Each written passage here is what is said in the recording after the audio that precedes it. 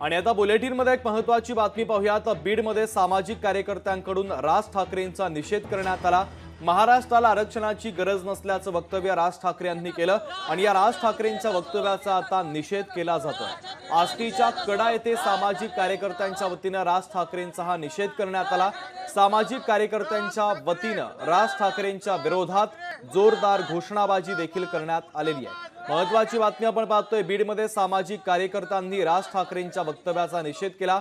महाराष्ट्राला आरक्षणाची गरज नसल्याचं जे वक्तव्य राज ठाकरे यांनी केलं होतं त्या वक्तव्याचा निषेध या सगळ्या सामाजिक कार्यकर्त्यांनी केलेला आहे।